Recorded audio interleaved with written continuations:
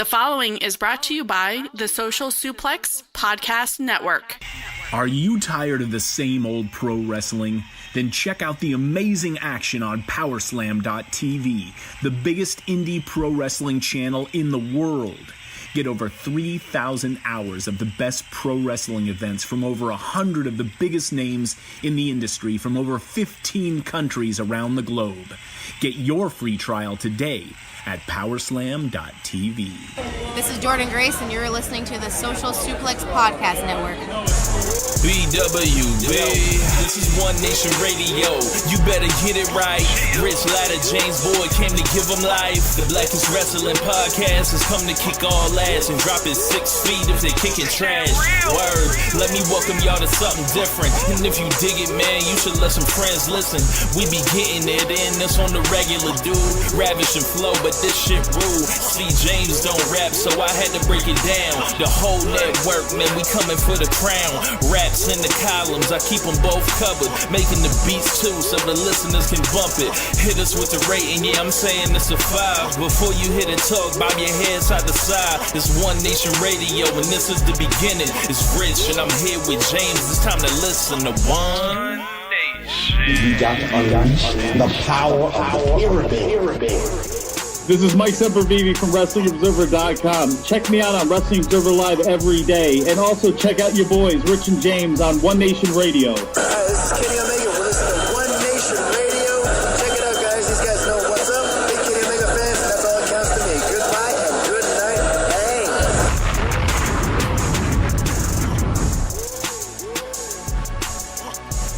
Hey. Welcome to the January 13th edition of One Nation Radio. My name is Rich Latta. Of course, I'm here with my co-host James Boyd, and we are back after some technical difficulties. If you caught this live on the stream, if not, don't worry about it. If you guys are watching or listening on the podcast later, you have no idea what we're talking about. But what's going on with you, James? None. Doing good. Like I said, on the last time we tried to start this thing up,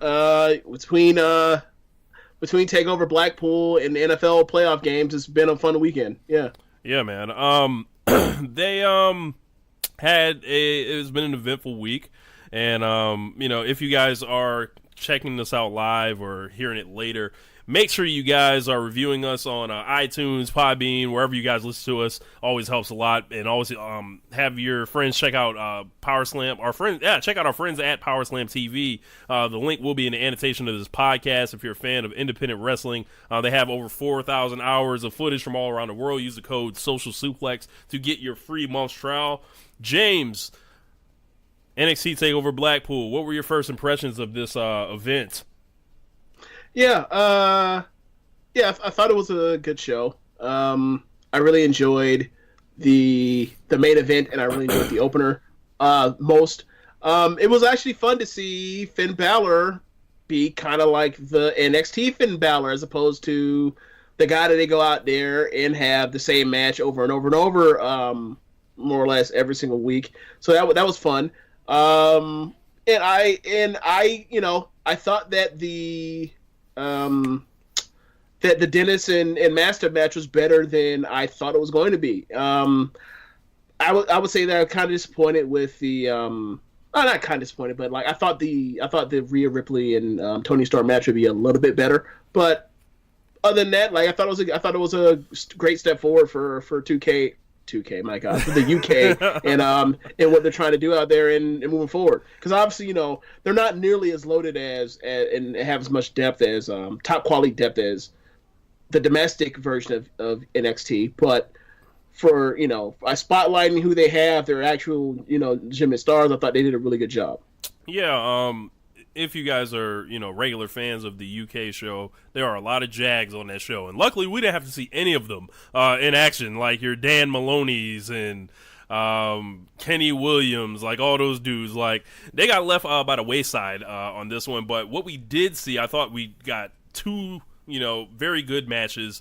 One of them possibly great. And, we got pretty much the outline, and I tried to kind of let this takeover stand on its own merits rather than compare it to the takeovers that we have going now, because you know you can draw a line, and we've talked about this before, from NXT Takeover Dallas on, literally, and it's just like the quality goes from here to here. So I thought, you know, we were going to be somewhere between the pre-version of that, like, and what we are now. So, and I think they landed comfortably in that range. I agree. I agree with that. Like, there wasn't a single bad match on this card. And honestly, I would say there wasn't a single match on this card that wasn't at the very least good. So just based off of that, it's like you've given me as much, you know, you've given me as much as I can ask for from any WWE product. So you know, good. I mean, from that end, it's like you did the job. Like I really agree. Like this would have been one of the better like pre-Nakamura NXT takeovers. Yeah, man. I agree. So I guess we can just start right at the main event. It was Pete Dunne defending the UK Championship against Joe Coffey. Pete Dunne came into the event holding the belt for 600 days. They're openly calling him the longest champion of the modern era. They're bringing up Bruno Sammartino. They're bringing up Hulk Hogan. Just absolute dominance by Dunne, and it's warranted. It looks like he's got a challenge on his hands coming shortly, and we'll get that to a second. But first, this match. What did you think of this match, James? Because I don't know if we're on the same page, different page. Be interesting. I haven't talked to you really about it. I knew it was going to be good because I thought it was going to be good or even great when it turned out to actually get to great at certain points because. You have Pete Dunne in there, right? Coffey, I saw him during the last UK tournament, day 1 and 2. I think he got to the semifinal against Gibson before he turned. Actually, no, I take that back. He got eliminated before because he turned heel in the middle of that thing with his brother at the end. But anyway, yeah, I thought the match was going to be really good because I know Coffey can keep up with Dunne, but I just think that it went too long. Sorry. It just ran into a problem where after the second kick out from the bitter end, you're just like, what are they going to do to top this thing? And it turned out to be, we're going to have a massive botch in this match, and we're going to play it off, and then go through it again, and then they may or may not have screwed it up again. Who knows? But they moved on. And like by that point in time, they had passed their peak, and you know the match had to go however long it needed to go because reasons they can't just call it. But I thought it was a 4.5 star match. Yeah. But it definitely went past the peak. It probably went. I don't know. It felt like maybe over 5 minutes longer than it should have gone. So I thought when I first came into the match, I was like, well, I don't think Joe Coffey's like the kind of guy that is, like a main event level guy. Like I didn't see him on Pete Dunne's level.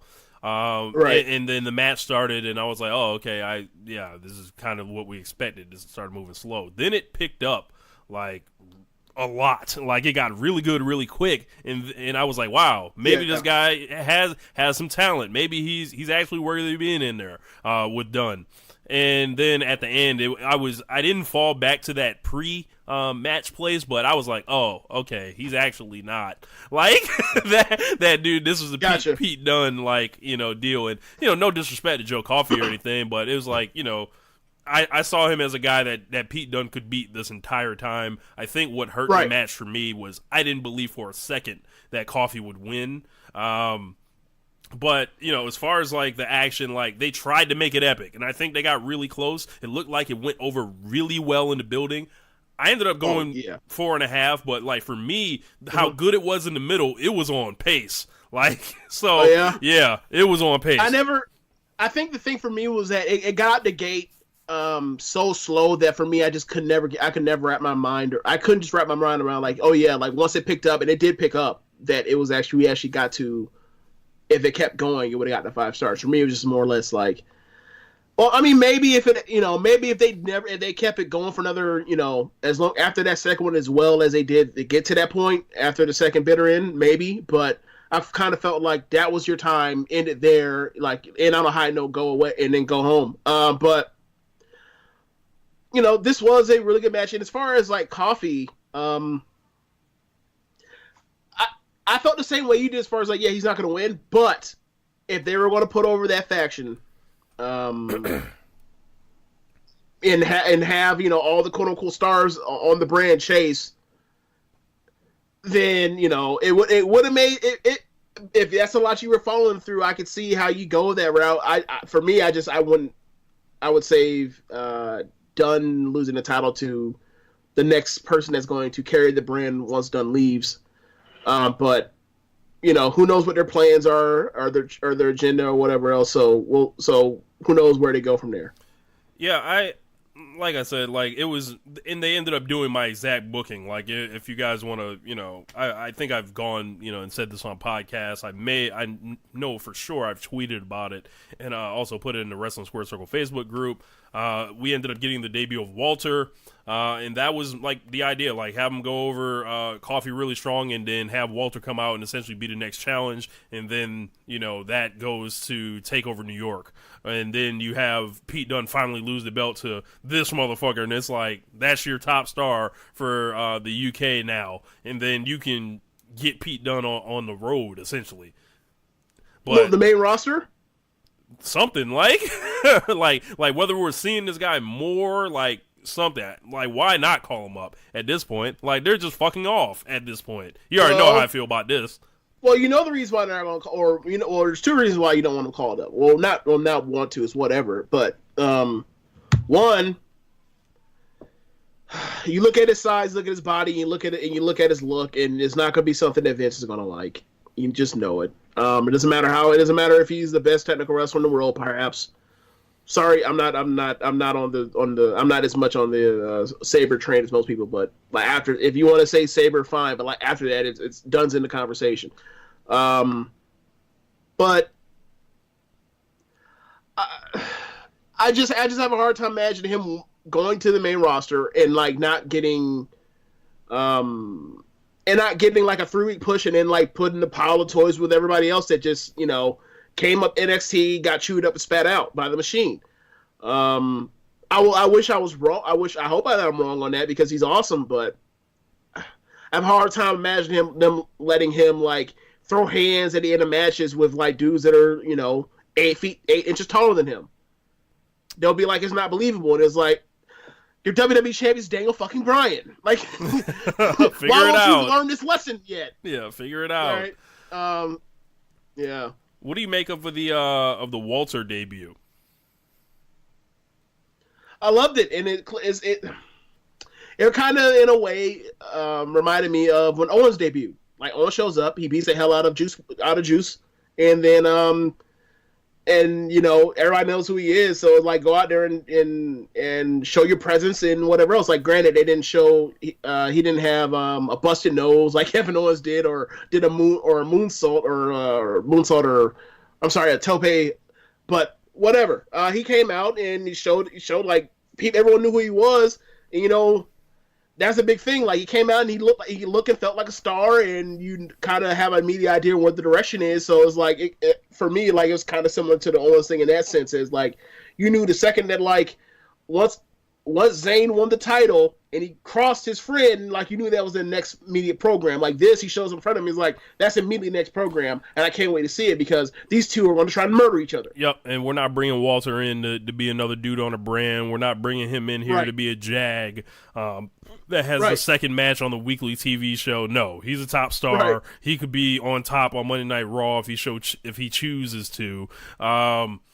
Yeah, this is Dunn versus Walter is going to be excellent, and I can only hope that it happens in New York when we're there. So yeah, and selfishly, you'd be like, yeah, that's what you want. Yeah, that's what you want, selfishly. But I mean, given that if you say what is there for Dunn to do, at New York or whatever the hell they're calling it, I mean, outside of like face Gargano or I don't know, but the Walter thing will fit in perfectly. But I don't know if you want to necessarily just steal that from UK when like that's what everybody wants over across the pond. So like they kind of have to have some restraint on that from that end, I think. But serve either the wherever they put it, masters. it's going to be great. Yeah. Wherever they put it is going to be great, and the crowd's going to be electric. But I will say this: I think that if it's over in the UK, like that crowd was incredible. So like I would love for them to have that. Yeah. Just to watch it. Yeah, but overall in the match, I think it could have reached another higher level. They did get to a certain level. I'm still glad Pete Dunne's the champion, though. He's incredible. Like, he's one of my favorite guys. Yeah. Yeah. You don't ever feel cheated when you watch him, and that's another part about like if he ends up on a roster, you're going to get a lot of that because everybody you feel like, damn, like I felt like I could have got a better match if I saw this person, and they got X amount of time, and they didn't do a goofy ass finish, right, or whatever else, or they need to extend the feud, even though like now we're in an era where there are no automatic rematches, so there is no need to extend the feud. The feud ends at the match. But so we'll see how this goes. So we'll see how this goes, seeing how all the title rematches we're getting anyway. Yeah. Up next, we had the NXT UK Women's Championship. Toni Storm defeating Rhea Ripley for the championship in their second meeting. Originally, Rhea Ripley was the champion, defeated her in the on the show, and Toni came back and got the victory here. James, you're a big Toni Storm fan. What did you think about this match? The first match, they told the story of Toni got hurt by taking a bump off the apron and hurt her back, and she couldn't hold out anymore because her back was in so much pain, and she ended up losing the title.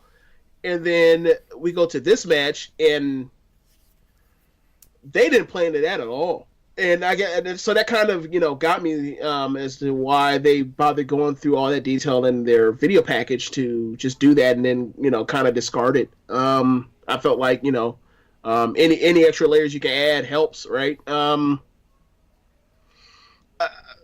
seen both of them have better matches than this, but I thought their match the first time was better than this, but. Yeah, this one didn't. It didn't really do it for me. Like, I didn't think it was a bad match or anything, but I didn't get excited about it. It was way too much Rhea Ripley beating Toni Storm's ass, like the whole match. And then when Toni Storm wins, like she just does this overwhelming shock, surprise thing every match. It seems like, and it's just like, yo, act like a star, like. I think the thing is. Her on NXT, her in the Mae Young Classic, and her in matches that weren't the tournament. She wrestles different. And I feel like it's for the better when she doesn't wrestle like she's an underdog, because she ain't no fucking underdog. Like she is not a small woman for the women's division, right? Mm-hmm. She's average sized. Whatever. Like, granted, I'm not saying she's definitely not Rhea Ripley or Charlotte or Kavita Devi or any of these other damn Goliaths or Amazons. But she's an average-sized woman, and she's not some, stick out there. So she should, she's an average-sized woman. She should wrestle like she's an average-sized woman as opposed to feeling like she's, like, working from underneath always and constantly. Or in this match, I won't say always and constantly, but in this match in particular. So, yeah, I get you on that one.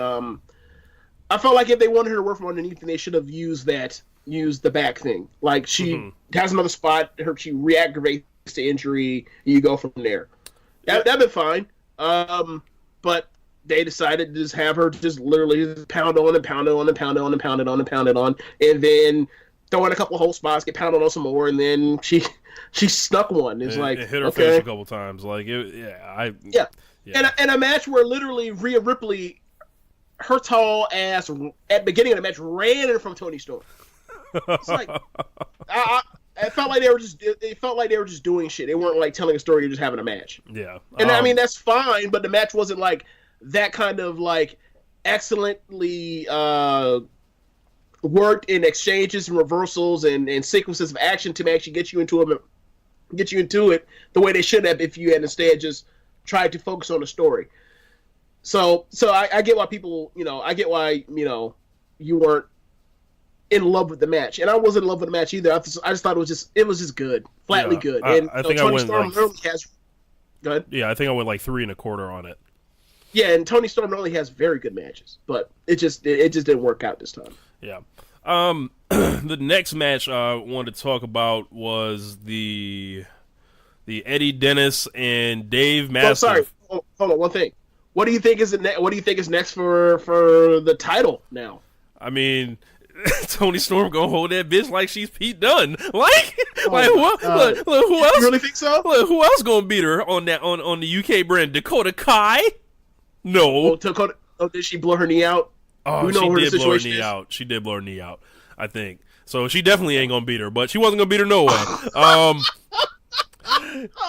Tegan Knox could come back from injury. Killer Kelly's not gonna be the champion. Killer Kelly's there. They've got Millie McKenzie there. Xia Brookside. It looks like it needs to be on Tony for a while. Xia has a chance, but like it needs to be on Tony for at least a while. Like me, but I think she should be on the main roster. But yeah. Next match. All you need to do is watch the first Man Class and know she should have been on the main roster. Yeah. We had Eddie Dennis against Dave Mastiff in a no DQ match, and this match was much better than one may have thought it would have been. Yes. The man they call Mastiff came out there and got the victory. And he impressed me. Did some flipping. He showed he was agile. Showed he was tough. And Eddie Dennis was no slouch. I think there are some questions about the ring gear to be had. But as soon as he figures that out, I think he's going to be a valuable asset for the UK because he looks different than all the 5'10" white guys that they have, and they're just overflood with him in the UK scene. And that's why I said Mastiff stands out. Dennis stands out. Look. I know you said. Look, you're right. It is especially homogenous in the UK scene. However, this is a problem. This is a issue that we have amongst the US scene too as well. Correct. So let's not shortchange that. Correct. Plenty of 5'10" white boys. Yeah. Plenty of them. So, what'd you think of this match, guy? I thought this was hard hitting. It was excellent use. It made this match, because the rest of them were going to be like singles matches or a tag match. These guys kind of got the freedom to experiment a little, and I think they took enough advantage of the no DQ stipulation without whoring it out, to say the least. Yeah, Dennis's strength really impressed me. I like how they had a progressive how they progressed in their sequences of spots and what they were building to. I like that. This was a good match. This was the first time I ever thought like Dennis was anything was actually like. This first time I felt like his work actually like matched his character stuff that he's been doing. Right, where he's like like I was driving Pete Dunne to these shows. He became a fucking star. And they show pictures of Pete Dunne like he's looking like a damn geek. And so like I appreciate I thought he came to play in a way that I didn't think he could before. So that was cool. Mastiff, I've always liked Mastiff. Like at that, I think Mastiff in the UK tournament had a match with it may have been Coffee. And like, dude, like I don't know if you were that familiar with him or whatever, you've seen him in his matches, but like, or squash matches, but like he does an excellent squash match, Rich. You should check his squash. I've seen a couple of his squash matches. Dude, he crushes them little fucking geeks. It's amazing. Anyway, yeah, like I thought this was a good showing. I would like to see them do something else in a different. I like to see them do something else, or Massive particularly. Like, I like to see how you interact with, say, someone like Flash Morgan Webster. Mm-hmm. And granted, like I'm not a person that has watched every single episode. Like maybe they've done that before. I'd have to go back and look, but I like to see how he does with the rest of the roster because I think it'd be some like he brings diversity to the game. So I would like to see like what that match looked like with Flash Morgan Webster, or it looks like with Travis Banks. So yeah, or Jordan Devlin, even though I have an idea because it's like just imagine how it would be Finn Balor. But yeah. Yeah, man. I think I went about like 3.75 on this one, maybe 3.5, but I didn't have a problem with the match. After that, speaking of Jordan Devlin and Finn Balor, so we thought we were getting a Travis Banks and Jordan Devlin match, and Jordan Devlin whooped that man's ass and pretty much got him out of there. they said that they were going to replace him because they anticipated Jordan Devlin's fuckery, and he was replaced with none other than Finn Balor, who looked like a goddamn superstar when he came out there. Yeah, he absolutely did. I liked his gear. I think Josh in the thread said he looked like 96 Lex Luger, and I was like, why do you have to ruin things, Josh? You just always have to... He popped me with that one. Anyway, but yeah, like, it's a really good match, and you kind of is one of those things where you get to appreciate, like, that the intense, not always smiling Finn Balor could work, and actually like has more to offer than just like doing your little standard TV match. And don't get me wrong, like, he's one of the better people on the roster at doing TV matches at this point, but it feels like that's all you really get out of him, you know. So, and it's not really like he did all like anything crazy in the match at all. It's just like he just added a little bit more stuff. And you know, I thought it was a really good match. I thought Devlin played up a good heel. Like, I really enjoyed when he yelled out like, great wrestler, better coach. Like, I thought that was cool. It's kind of hard because it's one of those mirror match deals, but I really can't wait to see the Devlin Banks match when they actually have it. Yeah, like I really like Jordan Devlin a lot. I think he's going to be really, really good and shock some people in the upcoming year. I pretty much got into him pretty much recently through that match that he had with Pete Dunne. And it was awesome to see Balor come out, get that superstar reaction, and then just the way that he looked in there is just like he just wrestles different. Like it just feels better. It wasn't like this blowaway match. So once again, Finn Balor doesn't have the best match on a takeover, but never mind that. We still doing this to him? All these years, we still doing this to him. Damn. But you're right though. I'm not saying you're wrong, but I thought we moved past that. Apparently, we still holding that against them. But yeah, I think that that Jordan Devlin and Finn Balor put on an excellent match. Just like, you know, it added to the show. It didn't take away from the show. It wasn't like this blow away match, but there was only so strong that they were going to make Jordan Devlin look against Finn Balor. Yep. There was never any point in the match that you thought Devlin was going to win. It was like out of the family of the Cesaro-Sami Zayn match, but I would say the Zayn and Cesaro match was a little bit better. It's just good for Devlin to get that look. I think those matches are I think those.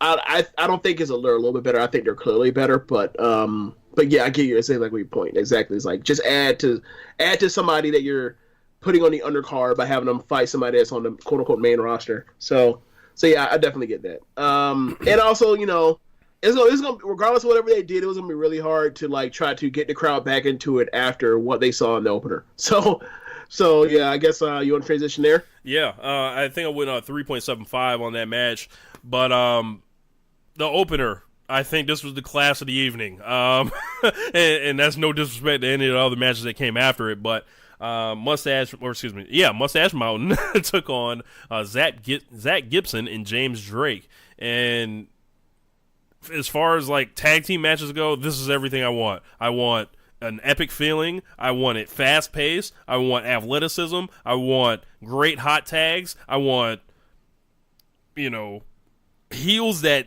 can slow the match down when it needs to be, but also can wrestle at the same time, and they're just not fucking off. I like this match a lot. I know Josh likes this match more than me, but I went 4.5 on this match as well. Yeah, I think it probably would have been a better. I think it probably could have been a better match if they had cut off a few minutes on the back end. But whatever, the match is incredible.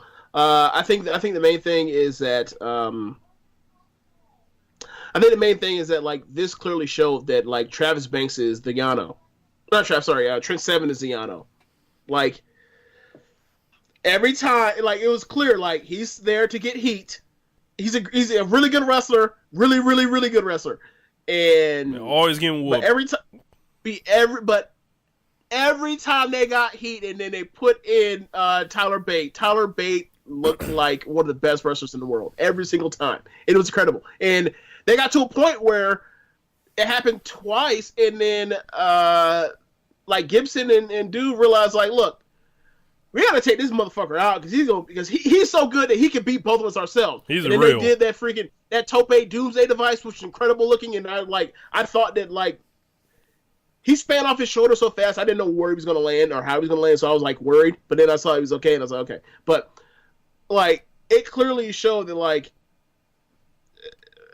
they're a great team, but if you can take out their star player, you got yourself a chance, and they're champions. And I mean, that's cool that they got the Hill faction off to a good start. They needed something, but I do wonder, like, are they going to turn this to a chase thing, or are they going to move up or build another babyface team, like, underneath? I mean, I haven't watched enough to know, but because I've really been more or less cherry picking, like, British Strong Style to be done matches.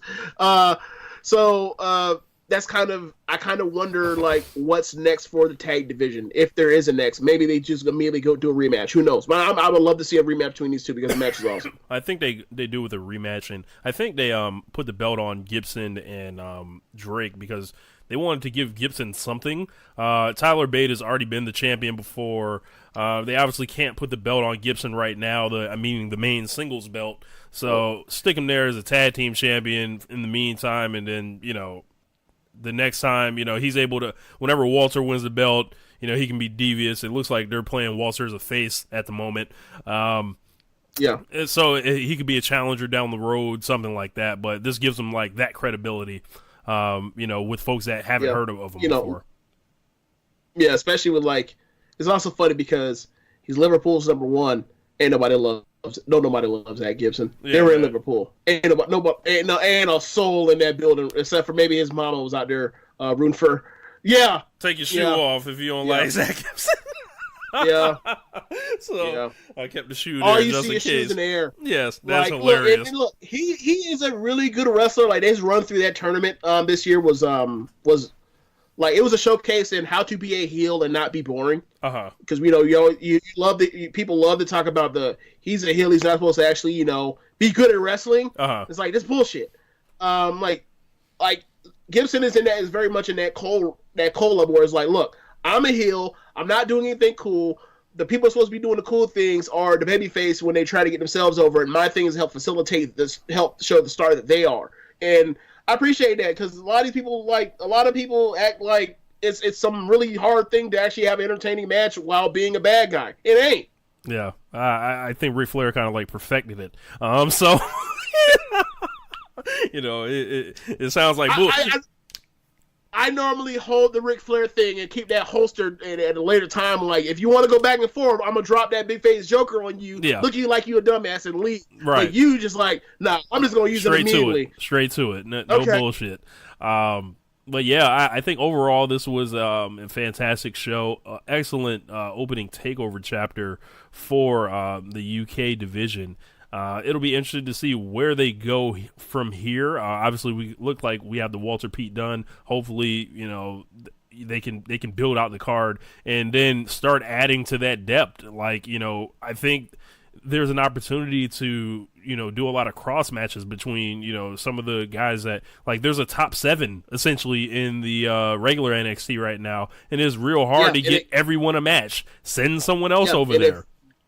And if we you know, in about 6 months, it's probably gonna be a top 8 with Riddle coming into it. So yeah, you're definitely right about that. So overall, great show. But up next, we got plenty of other news. Chris Jericho signs with All Elite Wrestling, and obviously we didn't talk about the rally or anything, so I guess we can go through that. What'd you think about? Did you catch the rally, James, or did you check out the later video of it? I did not, because I had some stuff going on, but I got most of the details, if not all of them, because I people reporting on it, and then also the thread was just ablaze with the likes of you and Caleb and Simon or whoever else. So yeah, I hope everything gets off the ground and it works out and it succeeds, because like I just want to watch good wrestling. Like I don't really care where it comes from. But I do have some concern, or not concerns, but more questions on what is actually the plan with Jericho as a talent in the future, because was he 37, 38? He's 48. I'm sorry, I'm at 48. That's what I meant. 47, 48. He's in that range. And I wonder, like, how much is he going to be doing? Is he going to be somebody that's going to be there a lot doing character work, or is he actually going to be having matches? And that's before we even get into, and that's after, like, the real thing, which is, like, what is this show? Is this, like, a thing? Are we just doing big shows and then we're going to air on TV, or is this going to be a weekly thing, or do you guys know what you even want yet, or whatever? So, but whatever. From the reporting, they got a bunch of money and they got talent. Yeah, from the reporting, it sounds like there's going to be plans for a weekly show at some point. We obviously know about the Double or Nothing show, which is May 25th. There's also a Jacksonville show, and I think we got a couple questions actually about that, but I'll save that. But Jericho signing with them, I think, immediately legitimizes them and opens them up to guys that are looking for spots, like and feeling like they can still be on a major league platform and get paid. It all depends on obviously where the TV deal comes from, but Jericho came out in an interview on Busted Open Radio, said he wouldn't have signed with All Elite if there wasn't, solid things in place. And he says it's not a matter of them finding a deal, it's a matter of which deal are they going to sign. Like there's already deals on deck. So, and supposedly it's supposed to be a network that would be like, oh, this is dead real. So to me, that sounds like TNT, TBS, ESPN, something like that. I don't know, what else is out there as far as like network television, because like I haven't had cable in years, but the network.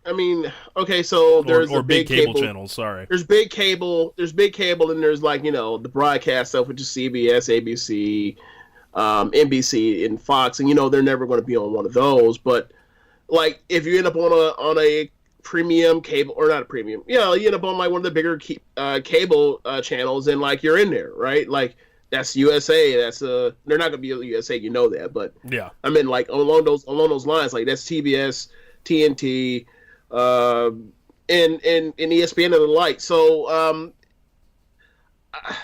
I'm just taking I don't want to get my hopes up too high. I'm just taking it as a wait and see. Like either way, like I know it's coming, and whatever channel it's on, I'm going to enjoy it because I'm pretty sure it's going to be really good. But I guess I'm trying to keep my expectations down because I don't want to ramp up anticipation. Because like you tell me there's going to be a good ass card, and then you tell me like, oh yeah, or a good ass wrestling show potentially is going to be coming X number of months from now. It's like, well, great, I have to wait X number of months. So like I'm trying to keep that down over on this side, because like I'm just trying to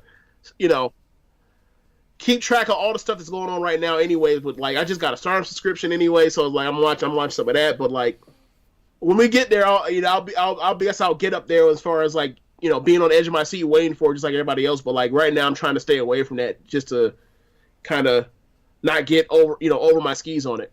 Yeah, I'm ready for this shit to get popping. I'm ready for the announcements. Like it looks like they're gonna get well, they got the one big free agent in Jericho, and then the other big fish out there is obviously Kenny Omega. It looks like the WWE thing is not going to happen. And with Omega, it's interesting because he goes into this recluse mode after the Dome. This is like a thing that he does, apparently.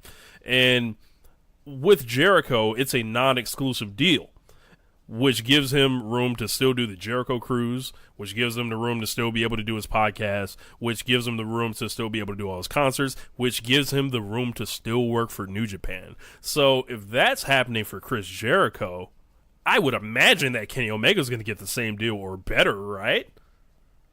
Yeah, and then you also throw in that you have Kota Ibushi, and right. He's not going to sign a long-term deal with anybody. With nobody. So, right.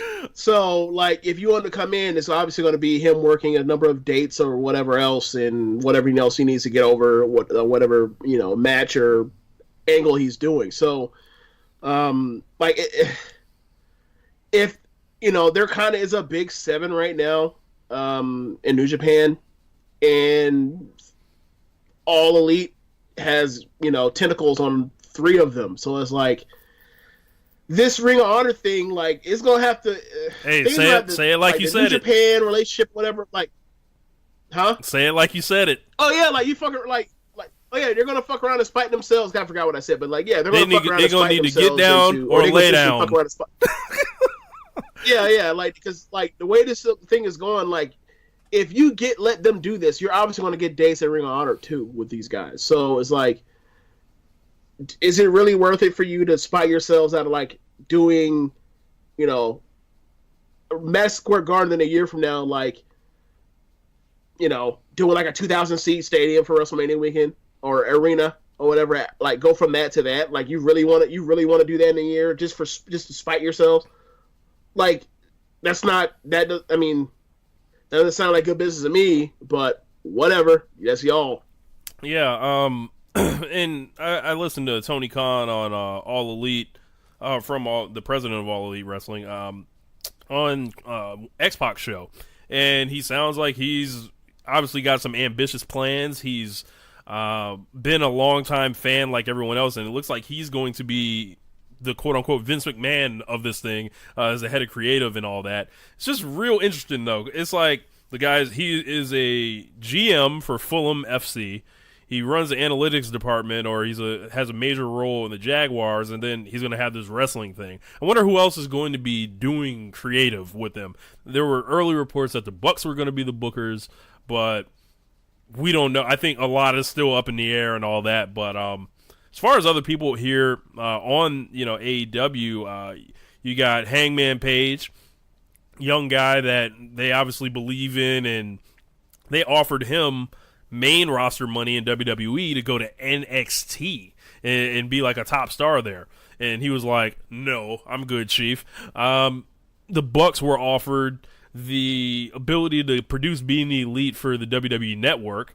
Supposedly, AJ Styles level WWE champion money for those guys, and the weirdest thing of them all, which sounds like a trap, the 6-month window from their time their contract begins that they can leave if they don't like their booking. I don't know, man. Like, and then obviously the Bucks turned that down, and that sounds ridiculous. Yeah, I agree, and that's the first thing. That's exactly what I said, because if it's a 3-year deal, that's 36 months. You know the amount of damage you can do to somebody and their brand in the matter of 36 months, like in 30 months. Like, for you to do that is like, and I'm not saying that Vince would pay these dudes $1 million plus a piece to fuck them up on purpose. I don't think Vince is that fucking stupid, right? They did that to Alberto Del Rio. I know. Let me finish first, at least, right?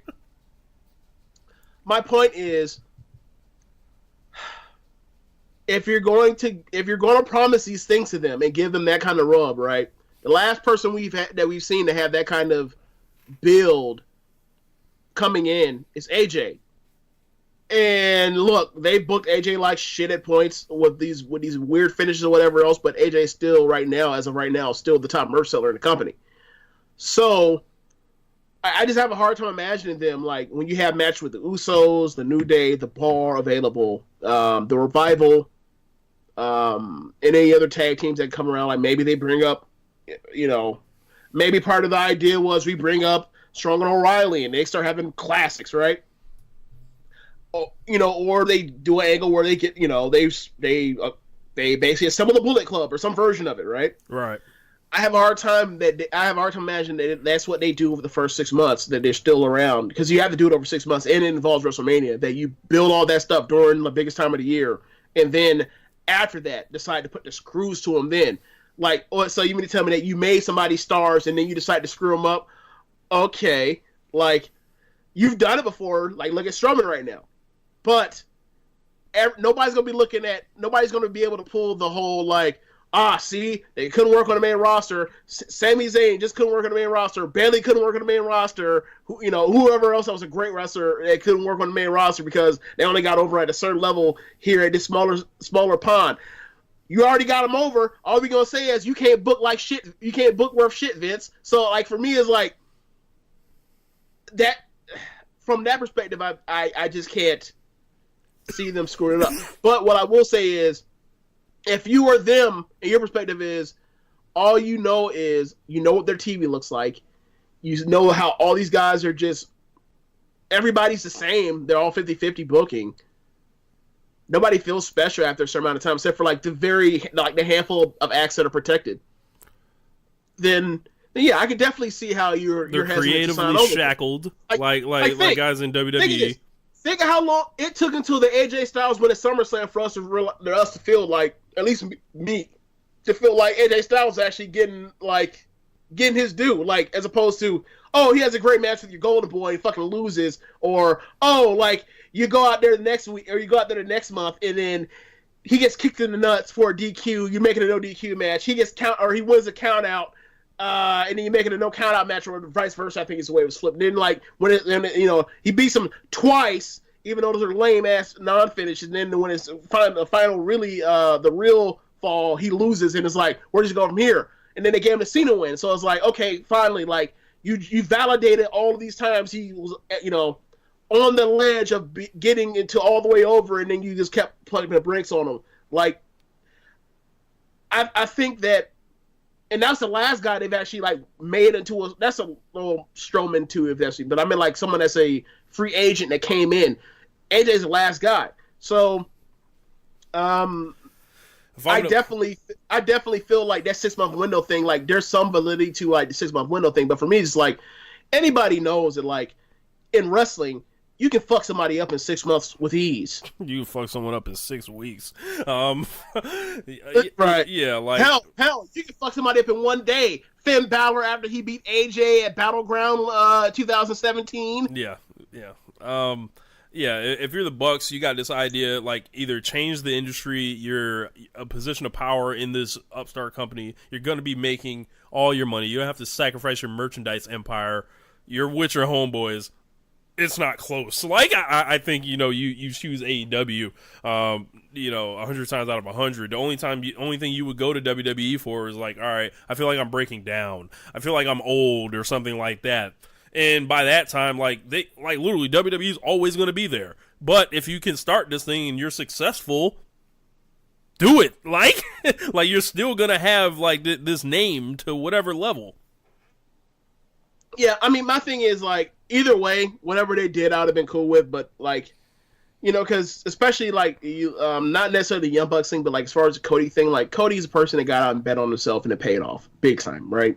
And I've always had an admiration for people that are able to have such a belief in themselves to say that, no, fuck that, my situations are fucked up. It's not that I'm not good enough, it's that my situations aren't good enough. I'm going to show and prove that, and he did. But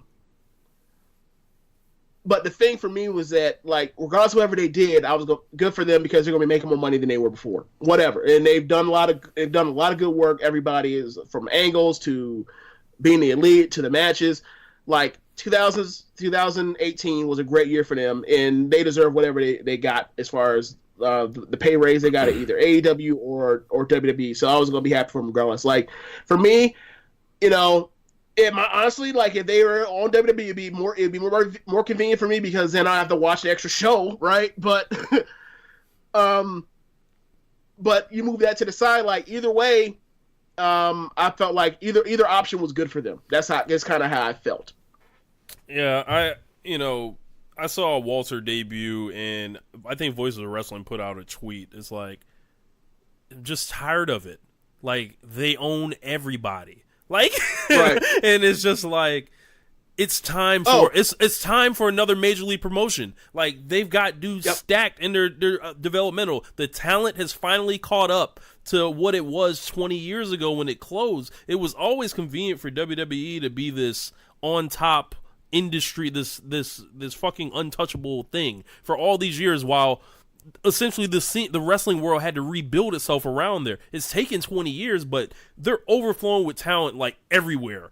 Like there should be also more than one major promotion in America. Yeah, and also the thing that helps is the fact that like the technology is able to where we can see the rest of the world and see the talent that the rest of the world has, and see that person X, Y, and Z, they're all stars. We need to figure out a way to get them together. And in a way, like, it may have been like this a decade ago. I mean, obviously it wasn't, but like, we may have been closer to this a decade ago if we had what we had technologically. So that's also a big factor in it as well. Yeah. Yeah. But let's go to some of these questions we got sent in, and then we'll wrap this show up. Jeremy said thoughts on the TakeOver main event. I'm seeing ratings all over the board. I think me and James are both at 4.5. It definitely could have went a little higher, and I don't know if Coffey was like I said, I wasn't under the impression that Joe Coffey was ever going to beat Pete Dunne, but I think if you're calling this main event a dud, I think you should seek help.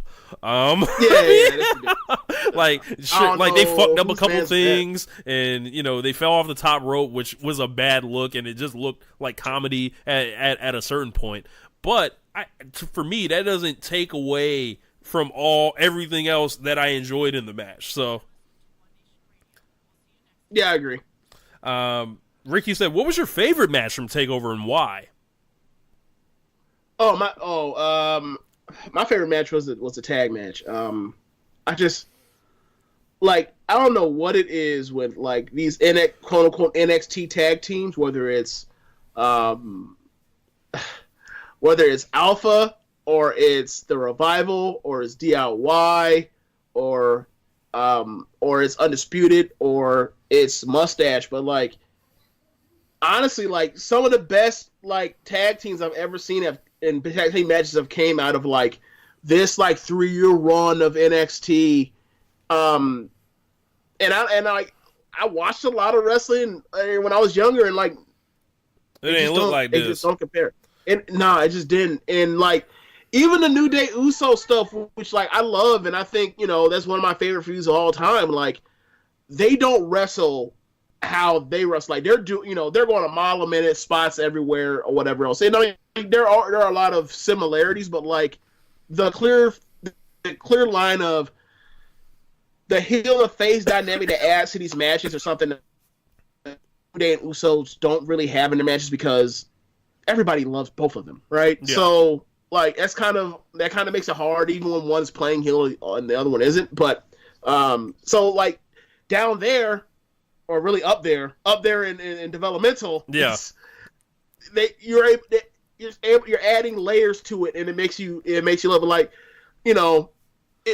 and I think it comes from like the generations. It was also my favorite match too, Ricky, because like, and this is the reason where, and I've wanted to talk about this for a while actually. Like, there's always a question of why are there so many good matches from like 2016 forward, essentially when the scale exploded and all that. And I'm like, well, look at what's going on. Everyone's getting to watch each other. Everyone's getting to learn from each other.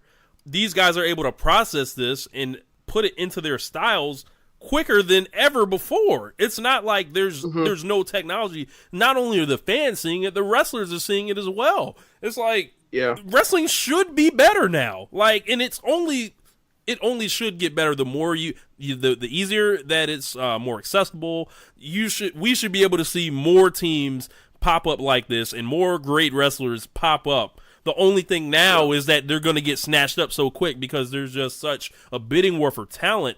But we're at this perfect point right now where these great matches have been happening on a consistent basis, with like them not all being able to be absorbed in the WWE yet, and it's still happening because everyone still has eyes everywhere. The landscape hasn't changed enough yet for that to be possible.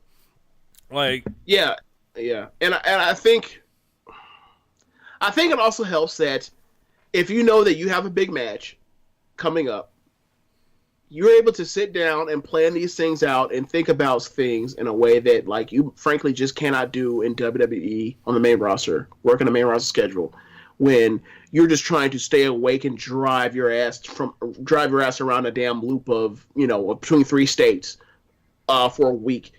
Given where we are with house shows, we probably should consider getting rid of a lot of these house shows so that people can more or less focus on their big matches for that week or that month or that section of a run or whatever, as opposed to what we're doing here. And you can't tell, you just cannot tell me that there's not a difference between the guys that are in Orlando area, that all they got to do is get their ass up, take their ass to the PC, and in between time, work out, eat right, watch all the wrestling that they have the free time to, because they're not driving from place to place to place all the time. Granted, they're driving through Florida, but still at the same time, that's Florida. That's Florida. That whereas you can in Orlando, you can reach the count.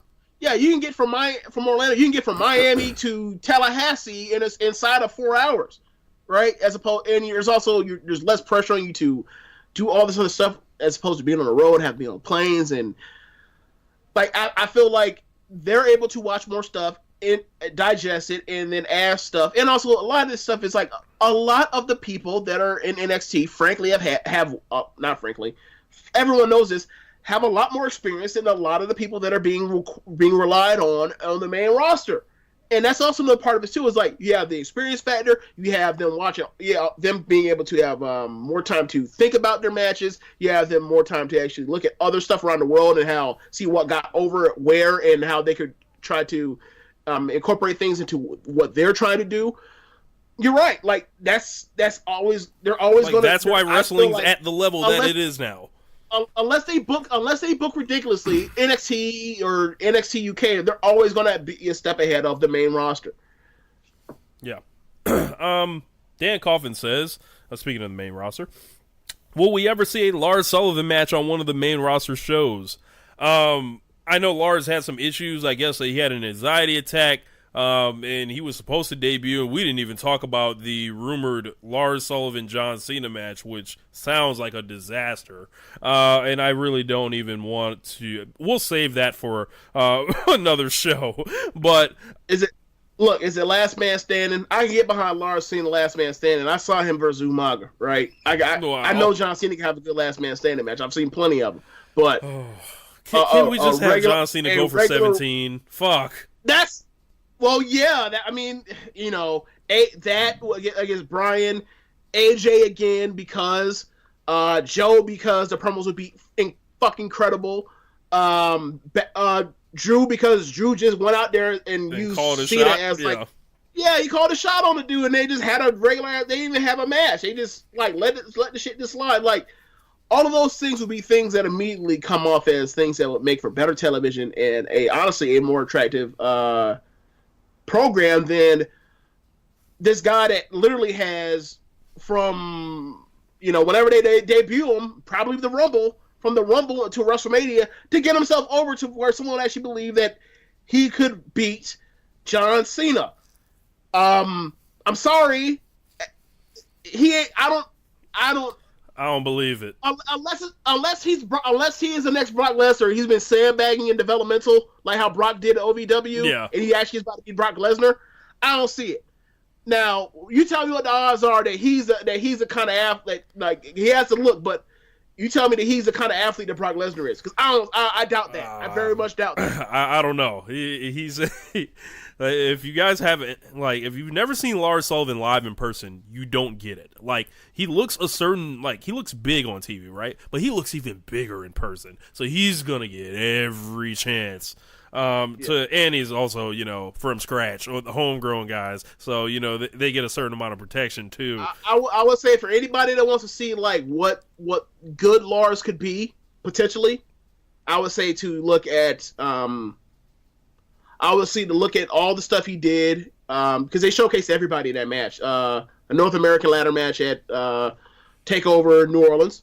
That will help you out and let you know that he can be highlighted, and he does some things or whatever else, and whatever. He's not a stiff. I don't believe him to be a stiff at all. you look at his match against Aleister Black. Granted, he's gonna have that terrible botch on it, but like I thought that he showed more than what I thought he could even do then at that point in time. And then watched the Keith Lee match from maybe like a month ago on NXT TV. That was a great house match. Was it? Like, I hope it's better than the one I saw in person at the house show, because that shit was horrible. I don't know about that match. Like, all I know is like I really enjoyed that match, and I thought like after that, I think I ended up talking to Josh because he called me after that. And I said like, I'm thinking that me and Rich need to add a category called House Match of the Year so we can nominate that match. That's how much I like that match. So there is good Lars there. The problem is like, and he's just not on the level of the guys that are like the top 7 in NXT or whatever, top 9 if you want to throw in. It makes the whole system look fluky. Riddle and Lee with, yeah, and but the thing is like, I think he has room to grow. I'm not sure. I don't know how much wrestling he's done. I don't know exactly how old he is, but like he's 30. If he's 30, 30. And how long has he been wrestling for? Is he like a fresh out of the PC person? He was been in the PC since the end of 2014, I believe.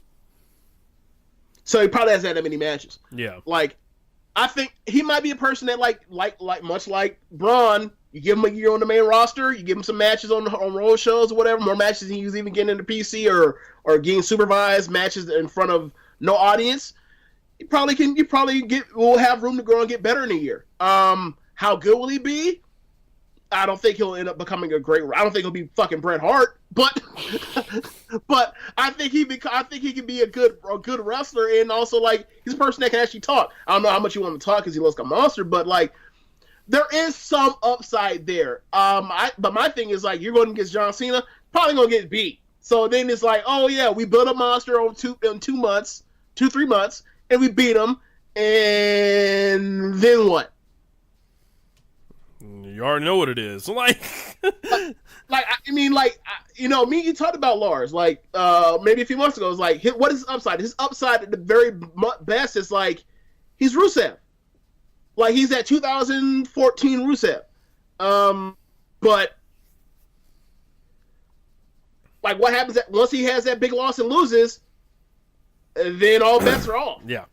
Dan also had another question. Will you try to attend the AEW show in Jacksonville? You're damn right. You already know. Is that a Saturday or a Sunday? They haven't put a date on it yet. Okay, well, when we find out the date, then yeah, like we'll see. And the last question, like, I'm sure you'll go, but like maybe, like for me, it's like it's a maybe. Like I like watching a lot of my wrestling like on TV as opposed to in the building. But that is a solid point. Like, I will never go to a WrestleMania when I can just watch it on TV. Like, yo, going to a fucking dome, like, I don't know. Like, I'm straight, bro. Feel like you way the fuck up there. Last question. Kiki Marshall said, what were your thoughts regarding the Nigel McGuinness special? I thought this thing was very well done. There was a small element of WWE saviorship going on here, but this makes you realize, like, if you guys weren't familiar with Nigel McGuinness's career, I've only heard of him in passing. I didn't get a chance to watch his career or anything. It sounds like, he was great and all that, but like, you just see him and you're like, oh, okay, yeah, dude had his career ended and all that. But then this is a reminder that almost everyone in WWE has a story that you can tell. Right. And it's like, it can be heartwarming. You can talk about anyone's trial, and not even WWE. Everyone in life has a story they can tell. This guy got, all the bad luck in the world happened to him. Like, he randomly gets hepatitis B and no one else does around him. He has to deal with his bicep, and WWE says, your bicep's fixed or broken. And his doctor says, no, your bicep is fine. And obviously this, sounds familiar with WWE's medical staff out here disagreeing with other doctors, but we're not even going to get on to that. I I really enjoyed the documentary, and it painted him in this picture, and all it did was get him more over and be a more credible voice when you're watching NXT UK and also NXT, and it shows how he's looked up to, how he's valued, and he's really fucking good at his job. Like, I loved it. Yeah. Like, yeah, keep him off the main roster though. Yeah, he isn't on the main roster. Yeah. They're gonna, you know, you already know what it is. Like, they're going to Graves him. They're going to Renee him. Like, the second you go into one of these things with Vince McMahon in your ear, motherfucking you every 2 to 5 minutes, like, you just immediately become worse at your job. Like, he's also on the Fresh Suit All Stars. That whole commentary situation is just toxic. Like, awful. Nobody, like, no one gets better. Everyone always gets worse. Anybody ever had some type of potential, like, it gets completely crushed and ruined. Same thing for the interviewers too. Like, nobody's allowed to actually, like, help the crowd from a narration standpoint of being credible. It hurts, and it literally hurts the show. But they think it helps, or they don't care. And it's like, I don't know. Like, you clearly aren't watching the same shows that I'm watching. Like, y'all are clearly like, this is our direction, this is what we're planning, and then it looks like what you thought, as opposed to watch it with fresh eyes. Because when you watch it with fresh eyes, it stinks. Yeah. But yeah, it was interesting that they touched on, you know, his friendship with Daniel Bryan, and had Bryan in the documentary talking about, I never wanted to come to WWE. Like, I just fucking, you know, Dilligaff Bryan, and his hair was shorter, so I imagine they filmed this stuff a while ago, probably when he wasn't cleared. So, you know, Daniel Bryan will just say some shit, you know, like normal. Yeah, yeah, yeah, man. I think the Bryan thing really helps because, you know, how many matches did they have in Ring of Honor? They had a few, right? I think they were career rivals. Yeah. So, like, I mean, obviously, I wasn't watching Ring of Honor then. Yeah. I wasn't even watching wrestling then. So, like, for me, like, I think it definitely helped. I need to watch more. I think to watch more of it. I only watched like bits and pieces because, you know, playoffs were going on. But playoffs. I'm gonna get around to it. And I think, you know, we got to use more of the stuff that they do with, like, the network stuff. If the network stuff was if the television was as good as the network stuff, there will be complaints, but, like, no one would be talking about how, like, the show is fundamentally flawed, because, like, all the stuff they do on the network is excellent. Like, the documentaries, Chronicle, the TV, the specials, like, it's all great. It's just, it's too much of Vince getting in the way, changing his mind on shit. Like, or oh, what about this? Oh, that happened 2 weeks ago. No, it doesn't matter. Move on. No one remember that shit. You gotta get like, and baby faces and good people are good people are schmucks to get screwed over. So you have to have an edge to yourself to be ready to seize every opportunity, because, you know, like, people, because naturally, like, yeah, cutthroat. Like, it's just, I think he needs to take a sit back, have a better understanding of, like, what makes a good person, and think about that, and then also a good person is not also a damn dummy, and then like, recalibrate on what his ideas of what he wants a babyface to be is. And don't give me this, oh, you know, shades of gray, pal. Bullshit. It ain't shades of gray. It's not. Like, you guys are bad at making baby faces, and you've been bad at making baby faces for since I've been back watching, except for, like, Daniel Bryan and CM Punk and Becky Lynch, and the people that I named are all people that, like, got over in spite of what you were trying to do, not because of what you did. Like, Becky Lynch was supposed to be a heel. Daniel Bryan was supposed to be a mid-carder and moved on. CM Punk's supposed to be a heel. That's supposed to be a heel promo when he said that, like, the WWE is better when Vince is dead. Little you know, like, it turned into the pipe bomb promo, and it helped, you know, make one of the best pay-per-views of all time. So, seriously, they really need to, like, think about that. And also, you know, added with that is, speaking of the documentary thing, the reason why I went up all about to get to that point was, everybody had a story. Like, I'm talking to you about this for a while now, especially when it pissed me off when it came to how bad the women's division was last year. Yeah. It's just like these, like they do this for sure with everybody, but with the women, when the ancillary divisions like the women's division or the tag division, they definitely cut steps on even any character development or like letting you know or establish them as more than just a person with a look and a tagline to match their gimmick or whatever else. And I think like people would be more into the characters, and the characters would be more over if you actually heard their stories. Like, we know Charlotte as, Charlotte's been around for forever. We don't know Charlotte. We don't know anything about Charlotte. I mean, and granted, it's a TV show, what have you, but like, we don't even know her personality from week to week. You know what I mean? Yeah. Like, she's been the ace of the division for 3 fucking years. Yeah, she's a special case right now. I think Charlotte. What they're It helps doing that with her she's is just she's in rehab. Like we cannot let Charlotte get left behind. Like that's what they're doing with her. Yeah, but the thing for me is like it helps that like she's been one of the protected 5 people. There are a handful of people I was talking about like earlier in the show about like there's a few people and everybody else are like mid-carders, right? Right. 50-50 people. Like it helps that she's been one of those people that have been protected, and it also helps that she's been spotlighted and showcased over and over, and also that she's damn good. The thing is, like, but there is no real character for her and it's been that way for years now. Like when she showed up on SmackDown after WrestleMania 33, like she turned face. Why? Because she decided to show up to SmackDown and slum it. Like that's.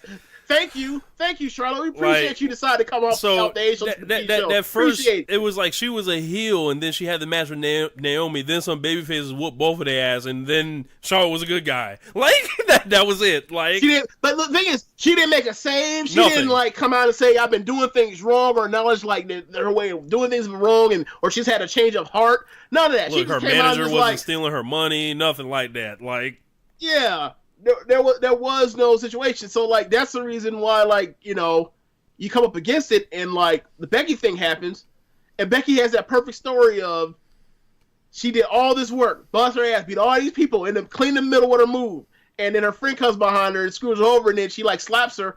Of course people want to relate to Becky because she got screwed over by her own friend at that, as opposed to we're supposed to feel bad for Charlotte because her friend can't understand that like it's that Charlotte's one that always gets a birthday and Becky ain't supposed to ever have a damn birthday. She's supposed to just know her role and shut her mouth like a jabroni. Right. Nah.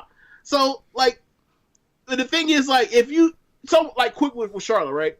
Charlotte is a daughter of the greatest ever, right?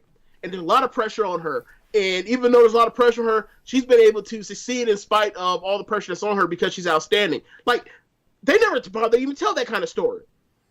Like, Becky's story. We didn't know Becky's story until Chronicle. Becky's story is incredible. But at least, like, she got something on TV, like, that a lot of other people just don't happen to get. Like you said, everybody has a story, and if you told these stories, people would actually give a damn. Like, I remember... I want to say sometime it was in between SummerSlam or in between Brooklyn 4 and War Games 2. And it was as Lorcan and Birch came back because Lorcan had just Oni Lonnie had just, Lorcan had just she broken over the bone because Roddy kneed him in the face during that match and during the match of their lives, by the way. But he talked about like the trials and tribulations to get to be back here and that they're not going to stop until they got the titles. And it's like, why is it that I care more about an NXT tag team than anybody on the Raw division on the tag team division? Why? That makes no sense. Like, all you have to do is show like a 5-minute video to get people to have some to people to empathize with these characters or feel some for these characters' size like they're just bodies on my screen, and they don't even bother more times than not. And you just think like, well, why are we here then? Like, you talk about you want to make movies and all this other shit, and it's not just wrestling, it's sports entertainment. And you like talk about this, remember the reality era? Remember some of that? Like, throw some of that documentary reality that you have, and help get these people some damn pathos. Yeah, 100% agree. But yeah, I think those are all the questions that we had. That pretty much is going to wrap the show up, unless there was something else, James, that that you can think of. No, I think my rant from moving on from Nigel McGuinness and praising Nigel McGuinness think me like to bury the rest of the product, the main roster. I think that's a good place to leave it. Boy, that's one for the highlight reel right there. I didn't know this was coming. It just came out. Unmitigated burial of the main roster. And it's funny because like this week on the main roster was a damn good week on the main roster. Like we talked about this off air, but we had the revival match. That was a good match. Like the crowd wasn't into it, but I mean, of course not. The six, because no one knows anything about any of them. You had the the 6-man tag when Seth was like on fire. You had the main event, which was a good match. You had on SmackDown, you had 3 great matches, or 3 really good matches. I think 2 of them were great. Like between the tag match with Joe and Ali and Almas and Ray, I thought the match was great. You had the main event, which was a really good match. Probably, I mean, I have to say that has to be Carmelo's best match. And then the Usos match with Usos and Bar, like they've had a bunch of those before, but like it was still this was one of the better ones amongst the dozen of them that they have. But I thought it was a really good week, especially like the promos on SmackDown. Like Raw, obviously, the wonky, the Elias versus Corbin, like that's always going to be a drag. Lesnar disaster. Strowman, Hogan coming back, that's always going to be a problem. But like compared to what we were getting like 3-4 weeks ago, 5 weeks ago, light years ahead. Like so, but do it again. That's all I'm gonna say to him. Do it again. Keep up the work. Keep up what you've been doing like this week and move and transition and keep building to get us to, because we're 2 weeks away from Royal Rumble. Have a kick-ass Royal Rumble and go from there. Like you had a great Royal Rumble last year. Do it again. Yeah, don't fuck off, because we will come get you. But yeah. That's going to wrap the show up. Thank you guys for watching here on the Twitter and all that, and of course listening to us here on One Nation Radio. It has been brought to my attention that I am a heel on this show, so I've made for the. Wait, what? Yeah, I guess I am a heel on this show. So who's the babyface? I don't know, but I've decided I am going to turn babyface this year. So for 2019, okay. I will be a good guy, like Tama Tonga, Okay. I will be a good guy here on this show. But thank you guys for listening. Make sure you guys fuck with us on all the platforms that you see on the video here. And also, if you are rating and reviewing, however you want to do that, we definitely want to see your comments. We want to know, what you're enjoying about the show, what you don't like about the show, blah, blah, blah. As long as you don't come kicking that fuck shit. So that sounds real sincere. Blah blah blah blah. Whatever your complaints are, we need to hear. Blah blah blah blah. Yeah. Well, whatever. But anything else, James? Before we roll up out of here? Nah. Just more than we said earlier. Like, had a good week last week. Keep it up. Can't wait for AEW to put some more news out. Scratching. We didn't talk about Neville in AEW. Yes, or Pac. The King is back. So I can't wait for this Pac Omega match. Run it. 2017 a wrestler of the year until he decided to in October of that year. So yeah, it's amazing.